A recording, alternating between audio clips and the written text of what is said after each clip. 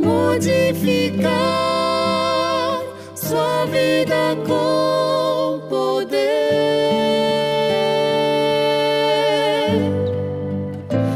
Este é o momento de você ouvir sua doce voz.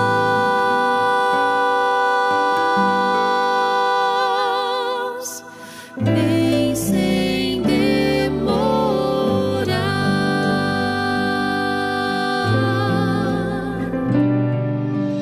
Teu coração já não suporta tantas lutas.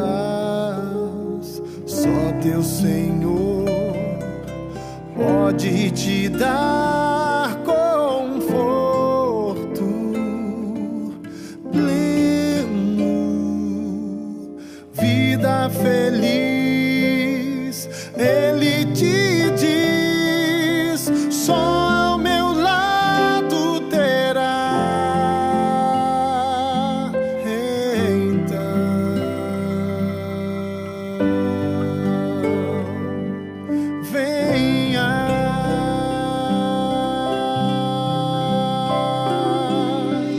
Oh, venha já, Deus vai mudar você.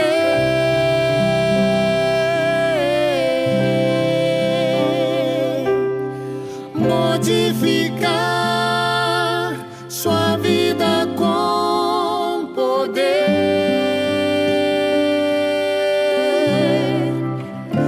Este é o momento de você ouvir sua doce voz.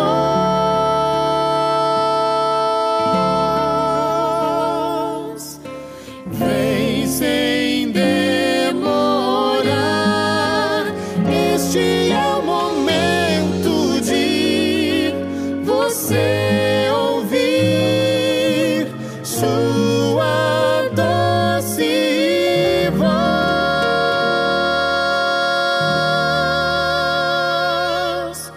Vem sem demorar. Vem sem demorar. Vem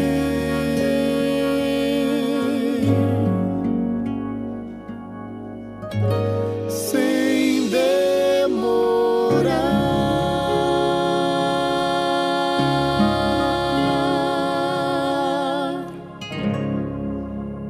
Olá, é um prazer encontrar com você no início dessa jornada que deve durar uma semana. São 8 temas em que vamos estudar juntos a Palavra de Deus, vamos procurar descobrir o que podemos fazer para que nossa família seja blindada, seja protegida, seja abençoada pelo Senhor Jesus. Os temas que vamos estudar não são sermões, são estudos dentro da Bíblia. Eu quero convidar você a ter sempre a sua Bíblia em mãos, quem sabe ter uma caneta, um lápis para sublinhar, porque na Palavra de Deus está o caminho, está a luz para a nossa vida, para onde nós devemos colocar os nossos pés.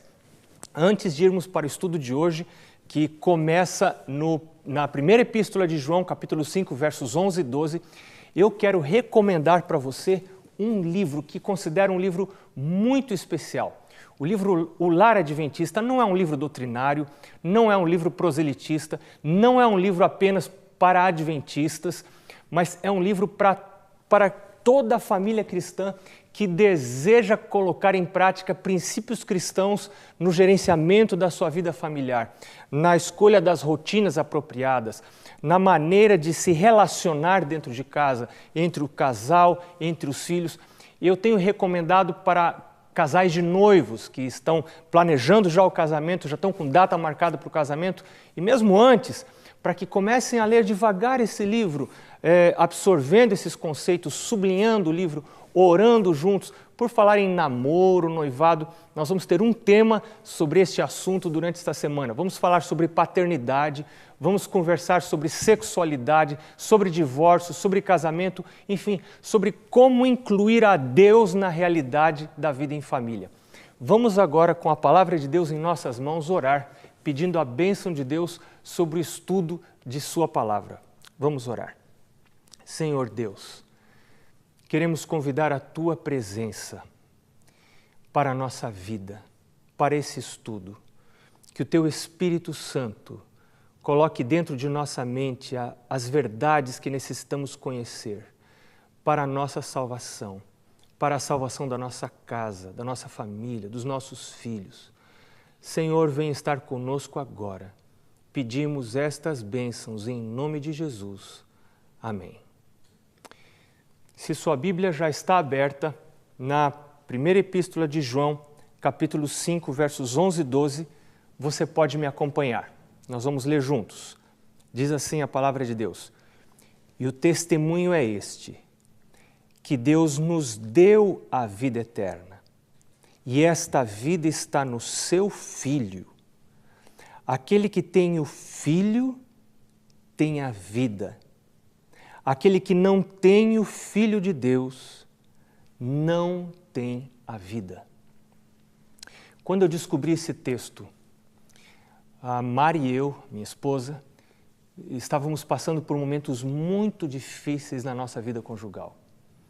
Nós estávamos no início do nosso casamento e pelas crises que nós estávamos passando, nós já vislumbrávamos muito perto uma separação. Já conversávamos sobre isso. E Deus usou alguém para me chamar a atenção para este verso. Primeira Epístola de João, capítulo 5, versos 11 e 12. Deus me falou muito nesse texto. O testemunho é este, que Deus nos deu a vida eterna. Eu percebi que vida eterna era algo que eu não tinha. Eu percebi que vida eterna era algo que eu teria no céu, livre do pecado, livre das consequências do pecado, livre das dores do pecado. Nós dois, a Mari e eu, estávamos sofrendo muito, o sofrimento era muito grande, a vergonha da possível separação, tanta coisa, dor pelos nossos conflitos que eram muito sérios.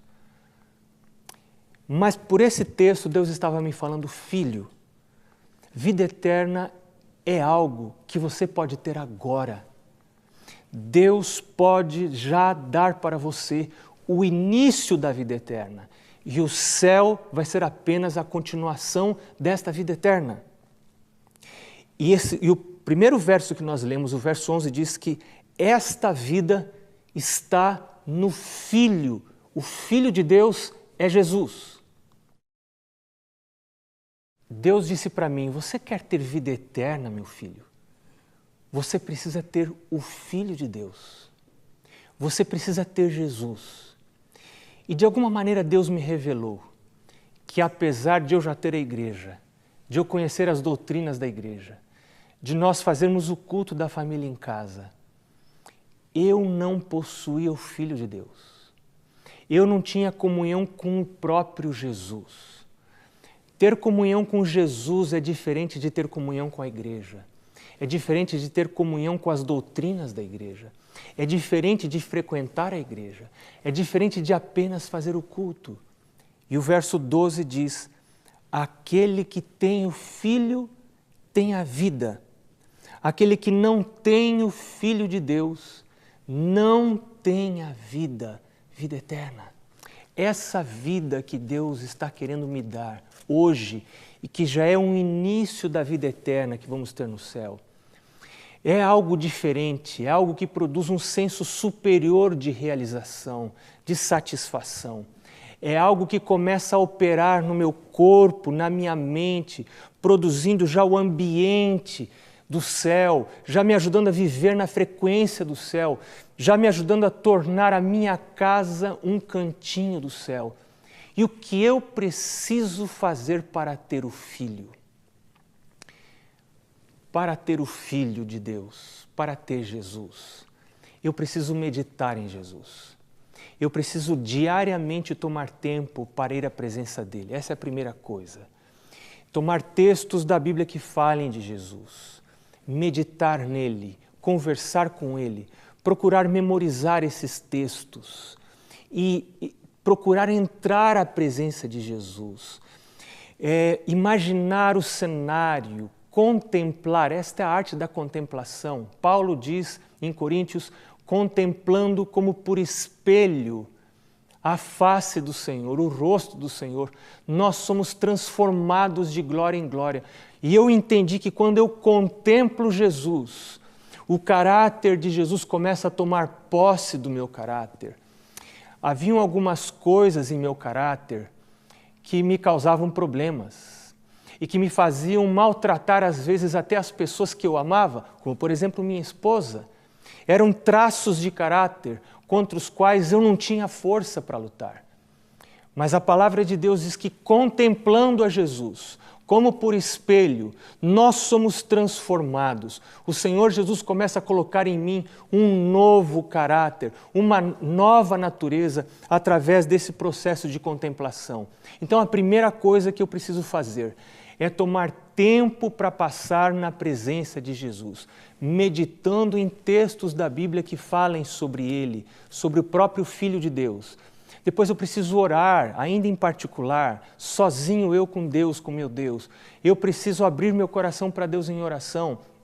Eu preciso estudar o livro santo, o livro de Deus.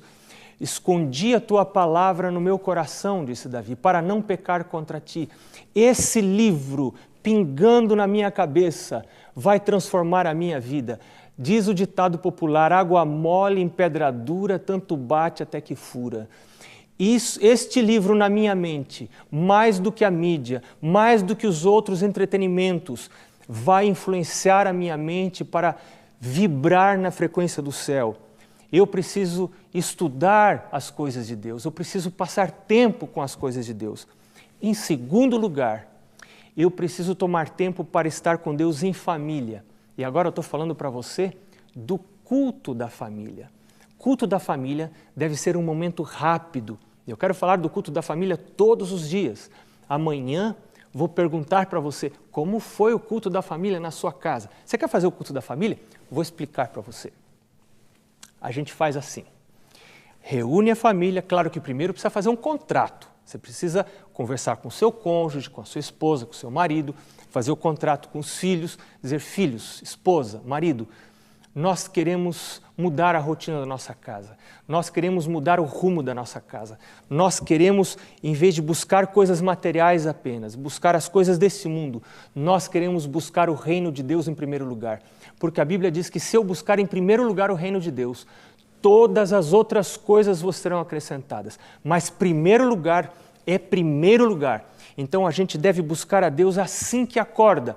A gente deve acordar, despertar, não para ir trabalhar, não para ganhar dinheiro, não para ganhar o sustento, porque o sustento é assegurado por Deus para aqueles que o buscam em primeiro lugar.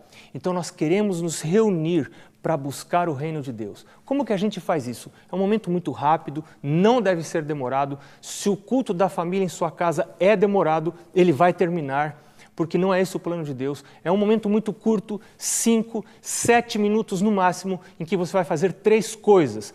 Você vai cantar um hino que louve a Deus. Você vai estudar um trecho da palavra de Deus. Existem livros apropriados para isso.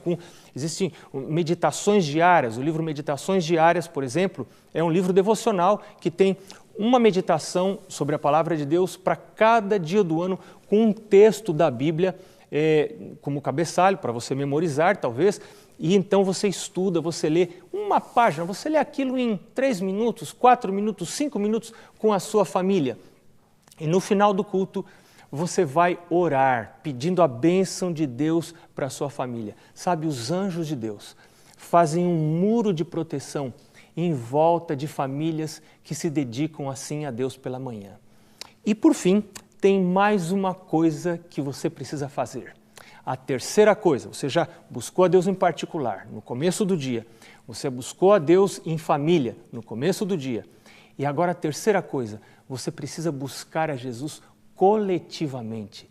Ir à igreja, vá à igreja, reúna sua família, sua esposa, seu marido, seus filhos, vá à igreja, sente-se à igreja, busque ao Senhor, ouça a pregação da palavra de Deus. Isto é muito importante, isto é fundamental para que você tenha a vida. E o testemunho é este, que Deus nos deu a vida e esta vida está no seu Filho, no Filho de Deus. Eu quero partilhar com você um texto mais da palavra de Deus que fala sobre o Filho. Esse texto está no livro de Hebreus, no capítulo 1, dos versos 1 a 4. E nós vamos lê-lo juntos agora. Diz assim a Bíblia: havendo Deus, outrora, falado muitas vezes e de muitas maneiras aos pais pelos profetas, nestes últimos dias nos falou pelo Filho. Veja que está aparecendo de novo o Filho aqui. A quem constituiu herdeiro de todas as coisas, pelo qual também fez o universo. Ele que é o resplendor da glória e a expressão exata do seu ser, sustentando todas as coisas pela palavra do seu poder. Depois de ter feito a purificação dos pecados, assentou-se à direita da majestade nas alturas. Esse texto me revela coisas muito preciosas a respeito de Deus o Pai e do Filho, Senhor Jesus Cristo.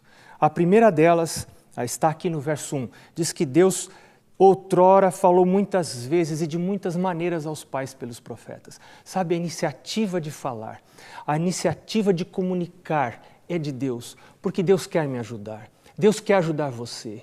Eu não sei qual problema você está passando, qual dificuldade a sua família está passando, o seu relacionamento familiar está sofrendo, eu não sei, mas Deus sabe. E Deus tem orientações, Deus tem dicas, Deus tem conselhos na sua palavra. Nós vamos estudar alguns deles nesta semana. A iniciativa sempre é de Deus e Deus usa seus profetas para nos falar, para nos alcançar. O verso 2 agora começa a nos apresentar algumas características do Filho de Deus. A primeira delas, que aparece no verso 2, é que ele é herdeiro de todas as coisas. Se ele é herdeiro, ele é o dono. Eu não sou dono. Eu não sou dono do meu carro. Eu não sou dono da minha casa. Eu não sou dono do meu trabalho. Ninguém é dono de nada nesse mundo. O Senhor Deus, o Senhor Jesus, é o proprietário de todas as coisas. E sabe por que a gente se preocupa com coisas materiais, com emprego, com salário? Eu descobri que a preocupação vem de noções equivocadas a respeito da propriedade. Se eu não sou o dono, quem tem que se preocupar é o dono. A mim compete buscar em primeiro lugar o reino de Deus e sua justiça. E a palavra de Deus diz que todas as outras coisas vos serão acrescentadas. Uma segunda característica de Jesus, que aparece no verso 2, é que ele é o Criador do universo. Ele fez todas as coisas. Quando eu estava tendo problemas muito sérios no meu casamento, eu percebia que eu precisava de um milagre. Meios naturais não teriam condições de resolver o nosso problema. Eu precisava de milagres. E quando a gente fala em milagres, a gente pensa em Deus. E quando a gente pensa em criação, a gente também pensa em milagres. Porque a Bíblia diz que as coisas que hoje são visíveis foram feitas a partir de coisas invisíveis pela palavra de Deus. Ou seja, Deus usou meios que não são meios naturais, não são meios conhecidos pela ciência hoje. Deus usou milagres para fazer o universo, para trazer à luz as coisas que hoje podem ser vistas. E se Deus foi poderoso para criar todas as coisas, Deus foi poderoso para criar os animais, para criar o mundo, para criar os cenários belos que nós podemos ver na natureza hoje, Deus é poderoso o suficiente para transformar as condições da nossa vida, se este é o seu plano. A Bíblia diz que todas as coisas contribuem para o bem daqueles que amam a Deus. Se você ama a Deus, se você busca a Deus, Deus pode fazer com que este seu sofrimento contribua para o seu bem e Deus pode inclusive alterar as circunstâncias da sua vida. Eu estou lembrando agora de um texto da palavra de Deus que diz assim: sendo o caminho dos homens agradável ao Senhor, este reconcilia com eles os seus inimigos. Ou seja, isso está em Provérbios capítulo 16, verso 7. Se o meu caminho é agradável ao Senhor, o Senhor tem poder para reconciliar, fazer a reconciliação entre mim e os meus inimigos. Veja que coisa preciosa. Talvez você esteja dormindo com um inimigo ou dormindo com a inimiga. Você pode estar tendo inimizades no seu trabalho, mas se o seu caminho é agradável ao Senhor, se você procura colocar a sua vida nos caminhos de Deus, Deus, de maneira sobrenatural, por milagre, não por uma explicação natural, Deus pode fazer a reconciliação. E Deus fez a reconciliação na minha casa. Hoje eu olho para trás, que milagre maravilhoso! Como eu tenho motivos para agradecer a Deus, porque Ele pode fazer a reconciliação. O Senhor é poderoso, porque Ele é o Criador do universo. Ele é especialista em milagres. Mas há uma terceira característica do Filho de Deus, do Senhor Jesus, que aparece no verso 3 do capítulo 1 de Hebreus. Diz que Ele sustenta todas as coisas. Ele é o mantenedor. Ele não só foi o Criador, mas Ele é o mantenedor. Se a sua família ainda está junta, ainda se sustenta, é por causa do Filho. É o Filho que sustenta todas as coisas. Se você quer ter a manutenção da sua família, se você vê que a sua família está se esfacelando, está se desestruturando, o divórcio está batendo à sua porta, lembre-se desse texto. O Senhor Jesus é o que mantém todas as coisas, segura todas as coisas, mantém todas as coisas juntas. Mas o texto ainda continua dizendo que é através da palavra do seu poder. A palavra de Deus é a Bíblia. A Bíblia é a palavra de Deus tão certo como se Deus estivesse falando audivelmente. Nós não podemos ouvir a voz de Deus, mas nós podemos ouvir a sua voz através da sua palavra. A Bíblia é a lâmpada para os meus pés, é a luz para o meu caminho. Agora, eu não recebo o sustento da minha vida, o sustento da minha família, apenas por ler a Bíblia. Este milagre acontece através de 3 etapas. Primeiro, eu preciso exercer fé. Eu preciso crer que este livro é a palavra de Deus. Fé não tem explicação. Fé é crença. Você precisa escolher crer. Ou você crê nesse livro e regra a sua vida por ele, ou você vai atrás da sua cabeça, ou da cabeça dos artistas da TV, ou da cabeça do seu vizinho, ou dos seus amigos. Ou você crê que esse livro é a palavra de Deus e você o segue, ou você segue a sua própria cabeça ou a cabeça de outros seres humanos. E eu quero desafiar você a fazer uma experiência, a provar. Comece a ler esse livro e procurar viver conforme o que está escrito. Se esse livro mudar a sua vida, mudar as condições da sua vida para melhor, então esse livro é a palavra de Deus. Mas se nada acontecer ou a sua vida piorar, eu quero pedir a você que traga esse livro para mim, como disse um pastor uma vez para mim, e eu vou ajudar você a picar este livro, porque então ele não serve para nada. Mas eu creio que este livro é a palavra de Deus. Então, a primeira coisa é que você precisa exercer fé. Agora, a fé sozinha não muda a nossa vida. A fé precisa ser seguida de prática. Você crê que este livro é a palavra de Deus, você o lê e agora você pratica as verdades desse livro. Quando você une a fé com a prática, com a obediência, então você vai ter a proteção, você vai ter a blindagem na sua família. Noé ouviu a palavra de Deus, Deus disse para ele, constrói uma arca.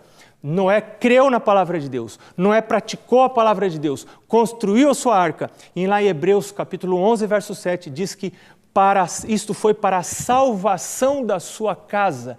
Noé salvou a sua casa por obedecer à palavra de Deus. Você pode salvar a sua casa, você pode salvar o seu emprego, você pode salvar a sua vida por obedecer à palavra de Deus.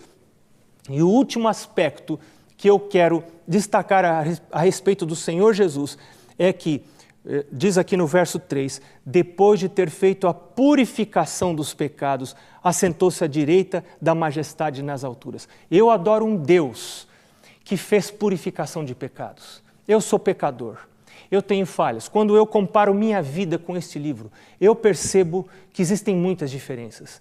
Este livro é puro, é santo, fala de coisas puras, de coisas santas, de céu, de Deus. Quando eu olho para mim, eu vejo transgressões, eu vejo impureza, eu vejo erros, eu vejo defeitos, mas eu adoro um Deus, e esse é o seu Deus, esse é o seu Jesus, um Deus que fez purificação de pecados, um Deus que não se afasta de pessoas defeituosas, um Deus que toma iniciativa, um Deus que procura, um Deus que quer se aproximar de pessoas erradas, um Deus que diz, eu não vim buscar justos, eu vim buscar pecadores, eu vim buscar pessoas que precisam, os sãos não precisam de médico, e sim os doentes.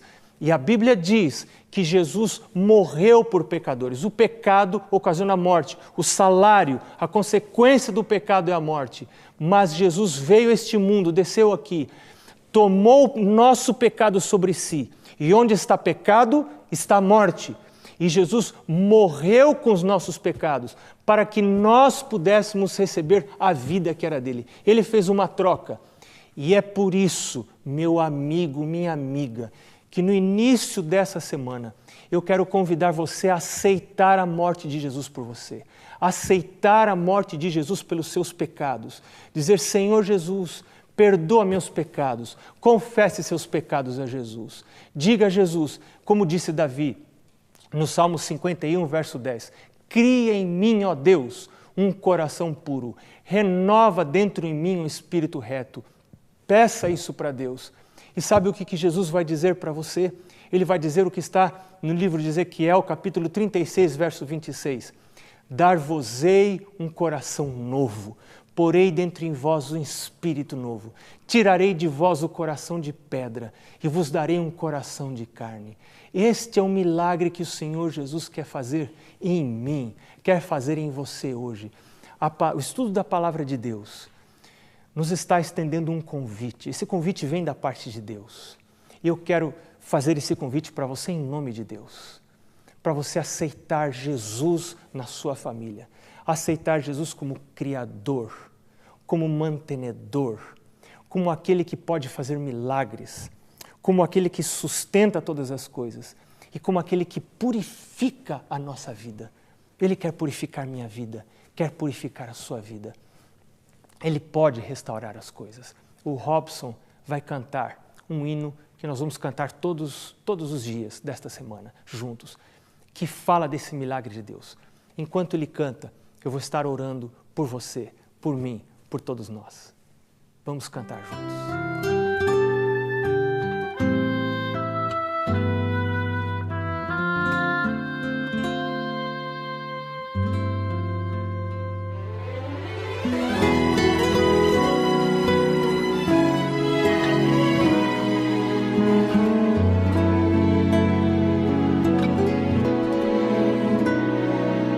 Restaura, Senhor, o amor em meu lar. Restaura.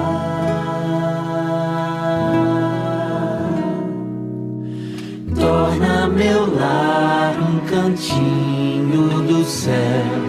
Te peço.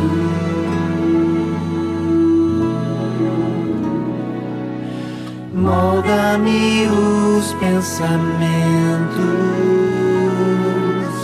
Vem e permeia meu ser, revela-me tua vontade, ensina-me tua verdade. Restaura, Senhor, o amor em meu lar.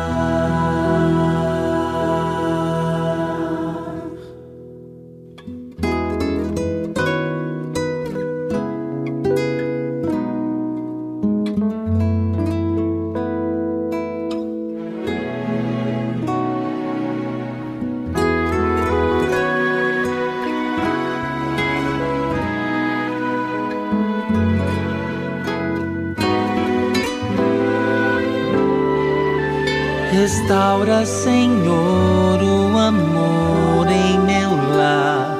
Restaura.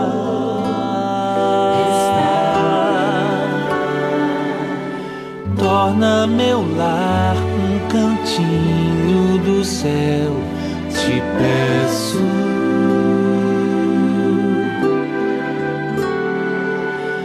Molda-me os pensamentos, vem e permeia meu ser. Revela-me tua vontade, ensina-me tua verdade. Restaura, Senhor, o amor em meu lar.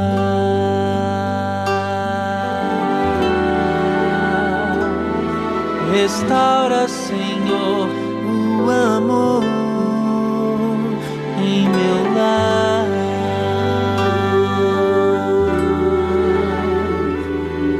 Habita para sempre, Senhor,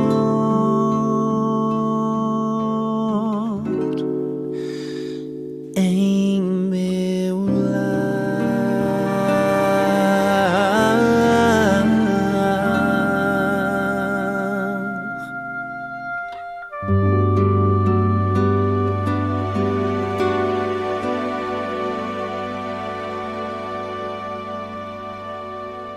Senhor Jesus, juntos nós pedimos por restauração.